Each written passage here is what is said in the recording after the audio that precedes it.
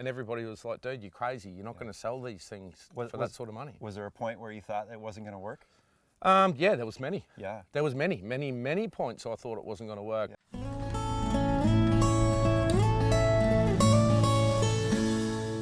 Welcome to TrailRecon, I'm Brad, and today I'm out here in Anza Borrego with a very special guest for this episode of Coffee One Take. This is Justin, the owner of Patriot Campers.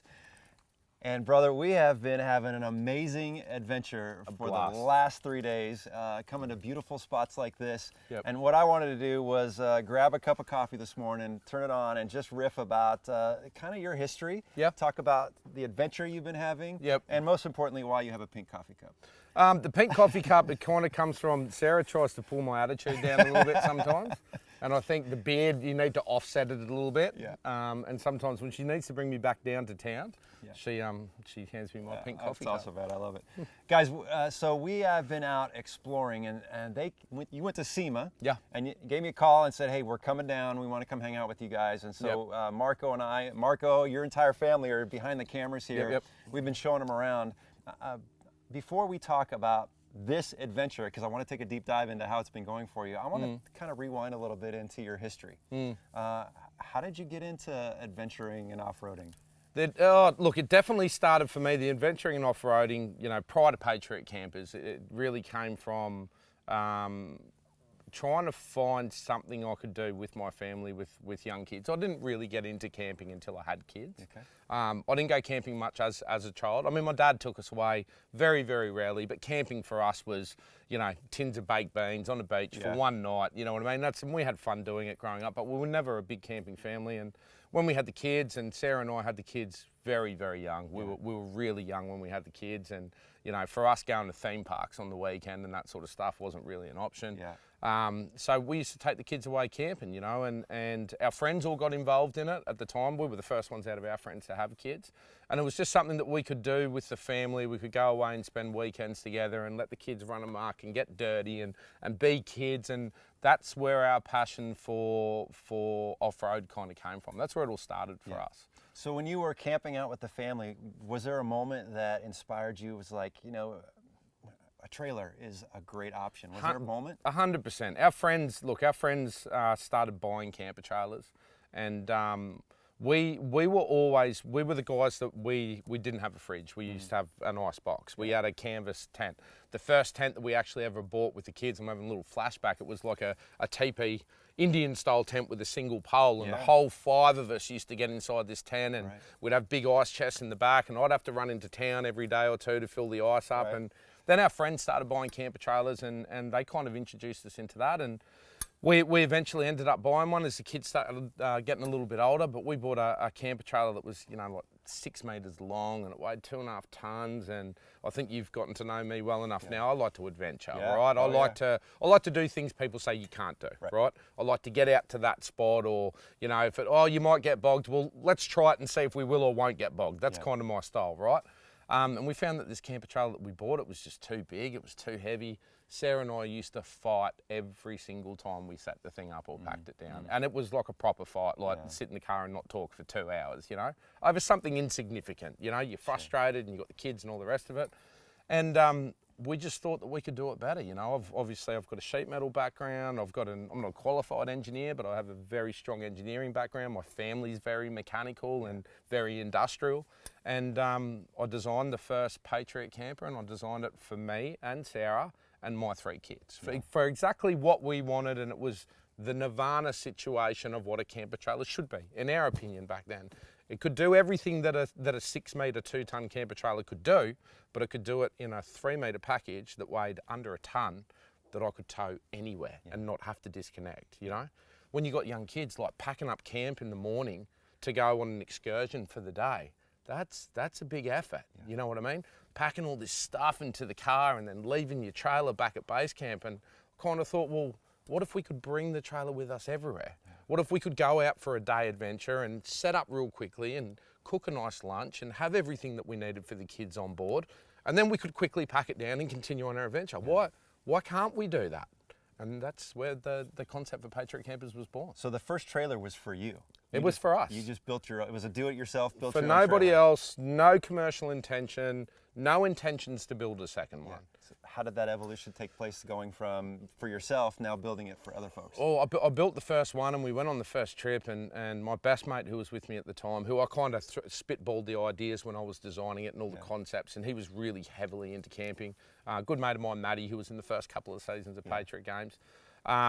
I remember, I'll never forget his face. We were towing the thing to the barge at Stradbroke Island, and I kept pulling up at the lights and whatever, and I'd look over and I'd see my friend looking at my camper trailer just with this envious face, you know what I mean? And he had a big grin on his face. And it was then I knew, I was like, because this guy's very, very meticulous, very OCD, very astute. And just his reaction to the product that I'd built, that was the first time that it was like, wow, we're onto something here. And we took it onto a barge on its first trip, and we were traveling across to Stradbroke Island. And me and the kids were upstairs, and Sarah was upstairs, and we were having breakfast. And we come back downstairs from the big barge, big landing barge. And there was like, I don't know, 20 people around my camper trailer. There were guys underneath the camper trailer, and it had no stickers, no names. It was just a green Patriot X1. Sure. And all these people were just like, man, what is this thing? You know? And it was right then, it was just like, dude, we've done something special here. So you made the decision to go all in and start building trailers. Mate, we just went, we put, you know, every single card out on the table. Yeah. You know, we ticked ourselves up to the hilt. Yeah. We done some things that our accountant, you know, I think I went through 2 or 3 accountants through the first couple of years because everybody told me I was crazy. Yeah. You know, it was a saturated market. Chinese imports were coming into Australia at that time. And everybody was like, dude, you're crazy. You're not going to sell these things for that sort of money. Was there a point where you thought it wasn't going to work? Yeah, there was many. Yeah. There was many points I thought it wasn't going to work. Yeah. But, you know, we do what we do, and we kept pushing, and we believed in it. Yeah. You know, Sarah believed in it, and she backed me up on it. And we put everything on the line to build the company, and it worked. Yeah. Well, I mean, you've been very successful. When was that kind of turning point? You're like, oh, this is it. It's going to work. Well, it was. Look, we knew it was going to work, but we did the first, I don't know, maybe call it 6 months of trade shows. I think it wasn't until our 4th trade show that we actually sold a trailer.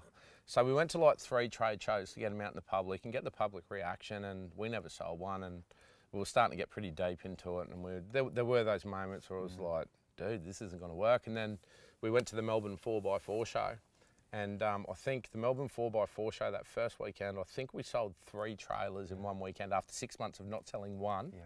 And then the Camper Trailer of the Year competition happened, and the magazine came out, and then the phone, it was like the magazine came out on like a Friday, and like Monday morning, we've gone into work, and the phone did not stop ringing. Oh, wow. And that's when it was like, all right, let's go all in. Yeah. Let's get this thing done. Yeah, that's awesome. So a lot of hard work.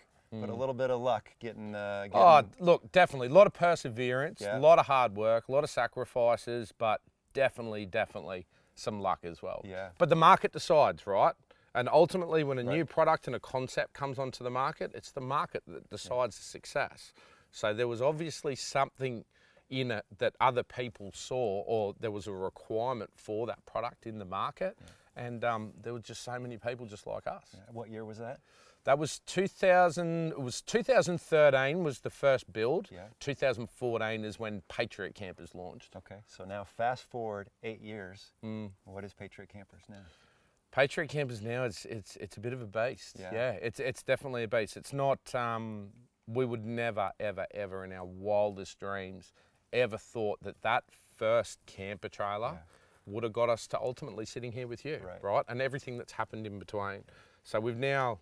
The business has given us the opportunity to show our kids an amazing lifestyle and meet amazing people in amazing countries. We've travelled to Mongolia, we've travelled around the United States, we've seen most of Australia, there's still a lot to see, and we've been able to do that whilst we've been working, you know? Yeah. So the work-life balance thing that people talk about, we don't have that in our family, you know, because, I mean, right now, ultimately, we're working, right? We're out here, we're doing R&D on the products, we're promoting the brand, we're in the United States, you know, we're talking to guys like you, and that's what our life is all about now. That's awesome. That leads me into the next area that I really want to talk about, and that's the adventures that you've been having. Yeah. I know you've been over here in the U.S. quite a bit. Yeah. How is adventuring in Australia different than doing it out here? The biggest difference, the number one difference between the United States and Australia is Australia is very vast, right? So to change terrain or change scene, i.e. if you want to go to the beach, to the desert, to the snow, your days in between, right? So to go, you know, up north, up into, say, Cape York, which is the bucket list destination, that's a 3-day drive just to get there. Okay. If I want to go to the desert, say the Simpson, that's a 2.5-day drive just to get there. If I want to go to the snow, down to Victoria, that's 2 days drive just to get there. Here, and I think for this trip, California specifically, we've seen in 1 day those 3 locations in one state in the United States. Yeah. That's the biggest difference. The accessibility that you guys have here to public land and the different terrain that you get to experience, that's the night and day difference between touring in America and touring in Australia. So we had this conversation at the campfire last night, and I want to share it with these guys because I'm excited now. The wheels are turning, and I'm trying to figure out how we're going to make this work, but it's going to happen. Yep. I'm going to come to Australia. 100%. Do a trip with you. Yep, definitely. Where are we going? I know exactly. We're allowed to tell everyone? Yeah, let's let it out of the bag because we're going to make this happen. We're going to commit to this. Okay, I'm taking you to Fraser Island. Right. So Fraser Island is my backyard. Yeah. So I feel like to return the favour of you and Marco showing us your backyard, which is Anza Borrego, I'm going to show you my backyard. Which is the biggest sand island in the world. It is the most beautiful place that I think I've ever been to. We have a lot of good memories there with our kids. Yeah. When I used to go camping with my father, when we were a kid, that's where we went. We went to Fraser Island. It's 4 hours away. I've got a good plan on some destinations. I want to take you there on the way. I want to show you terrain that you're not going to get to see in the United States. I want to show you the real beauty of Australia, or some of the real beauty of Australia, and there's no better place for me than Fraser Island, I think. Regina and I have been talking about it for a long time, and now we're going to commit. And Marco, you coming? Absolutely. Okay. Yeah. Marco, 100%. We're making an awesome trip out Well, of it. look, we'll return the favour. We'll show you guys the same hospitality that you guys have shown us here, and I'll make sure that it's a trip that you guys will never forget. Man, I can't wait. I can't wait. Okay, let's talk about SEMA. So you came out here specifically to take these amazing vehicles out to SEMA. How was SEMA? SEMA was it's the highlight of my career. Yeah.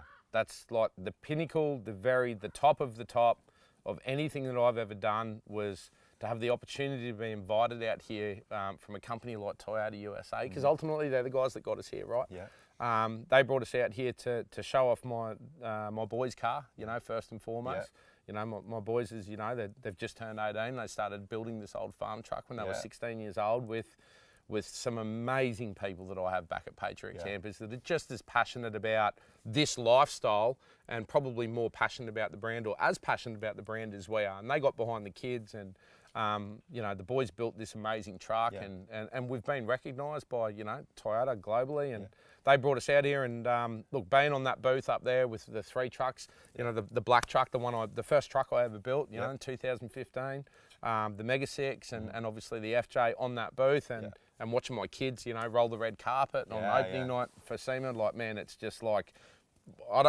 Sarah and I were just talking about it up the top there, you know, this morning we're up there, and where do we go from here? I don't know where we go from here. I don't know how we top that, you know. We'll figure it out. Yeah. We'll figure out a way to top it. Yeah. But right now, man, just, top of my career. Right on. That's awesome, man. SEMA is an amazing spot, and so honored that you guys got to be recognized like that, because I think you definitely deserve it. So that's amazing. Yeah. Now, you guys had planned after SEMA, you were going to roll out and have an adventure.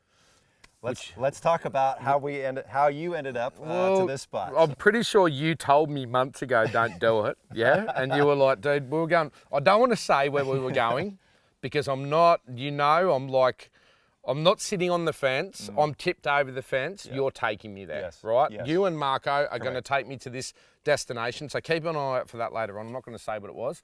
But we had some severe weather come in, and it was the night before we were meant to depart to head to this destination. And I got on the phone to you and got on the phone to Marco, and I'm like, guys, and you guys were like, man, I told you don't go there from the start, you know, and you can't go there now.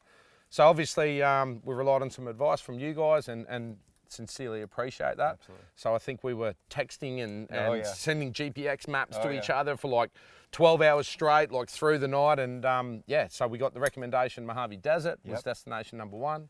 gorgeous, absolutely beautiful, amazing. I'm so glad we did that. Yeah. And then we headed up into Big Bear. Yeah. That was, man, that's, as far as overlanding destinations go, that's the best destination I've ever been to. Wow. Because it's so unique. Yeah. It's not something that I've had the opportunity to do before, right? I've done Colorado, but I haven't done it like this. Yeah. This was fresh powdered snow Right. on a trail in a mountain that nobody else was. But having my kids there and watching them experience that for the first time, that's why it was the best trip that I've done so far. I don't think we could have planned that any better. You came right off the Mojave. Yep. Right up to Big Bear. Yep. And they had just gotten 6 inches of the first snow of the year, Big and you dump. guys hit it first time. And Fresh powder the whole way. And how many times have you been snow wheeling? Once. Once. Yeah. I've done it once. And even then when I did it in Colorado, we didn't have snow like that. Yeah, okay. Yeah, there was snow on the mountain, but it was still very rocky and muddy terrain that we drove in. Sure. You know, we had little patches of snow, Yeah. but this was like white out. Yeah. For an entire day on a mountain all to ourselves. Right. You did Gold Mountain Trail? Gold Mountain Trail, yeah. So we did Gold Mountain Trail. We got winches out. We broke max tracks. Yeah. We had a ball up there. True man. adventure. True adventure, Yeah. proper adventure, and yeah, I think when that video comes out, I think people are really going to see what that adventure was all about. Yeah.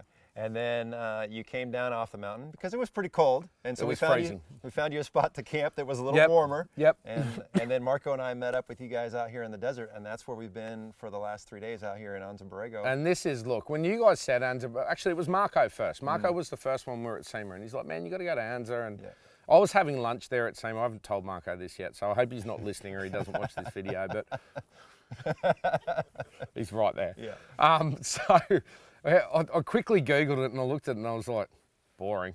I don't want to go there. Like that was my first reaction. Okay. But I just saw a couple of photos on Google, right? And then when I spoke to you and you were like, dude, Anza, and I'm like, hang on, that's Marco was trying to tell me to go down there, and I didn't do any research, right? It was between the time of making the call that we're not going to our destination, and it was just like, we just need a destination, we got to go and film, I don't care where we go, right?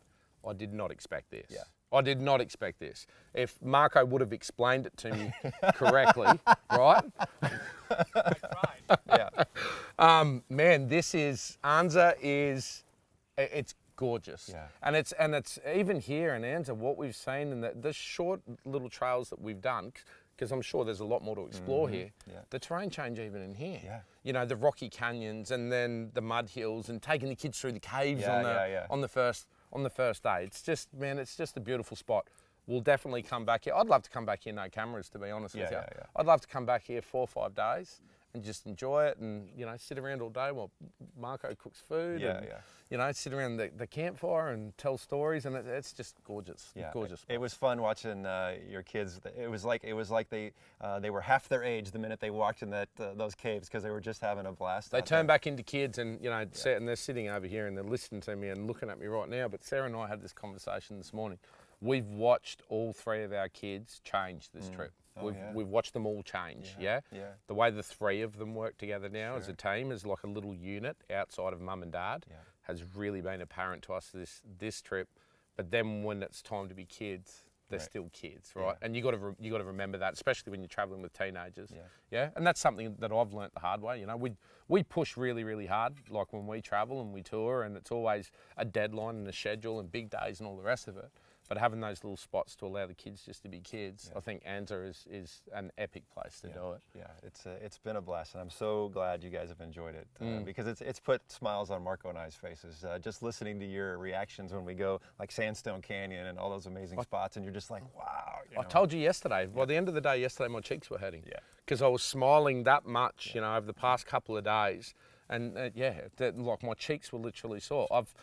It was just so much fun. Yeah. We've just had so much fun, and we don't want to leave. We don't want to go home. You know, like this is the last hurrah right now. Like we got to pack this up and head back to LA and sort out the FJ and get back to Australia. But I'm not ready to go. I don't want to go. Well, you're welcome back anytime. And we will be. And we've already talked about the next destination here in the U.S. Yeah. So we're going to make that happen. Definitely. So that's the trade-off. I'm going to take you to Fraser Island. Yeah.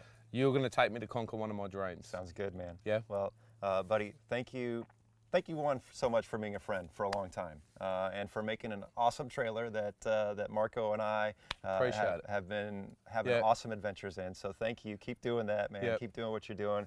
You and your family are a blessing to be out here with, and we have just thoroughly enjoyed it, dude. So thank you so much. Thank you very much, and I'm going to say the same in return to you and Marco. You know, as I suppose ambassadors for the Patriot Campers brand here in the United States, we love what you guys do. We love watching what you guys do. We love what you represent, and finally, we got to spend some quality time together. Yeah, correct. That's not just a quick hour meeting at a show or a quick catch up for dinner somewhere, because we've known each other for a while now, huh? Yeah. You know, it's going on. Must be what, 3 or 4 years? Yeah, at least 4 years. Yeah. And we had some good conversations the last couple of days. Yeah, we've had some really good conversations, and just to get out here and just to get on that level and you know, put everything else aside and just camp and eat and laugh and wheel.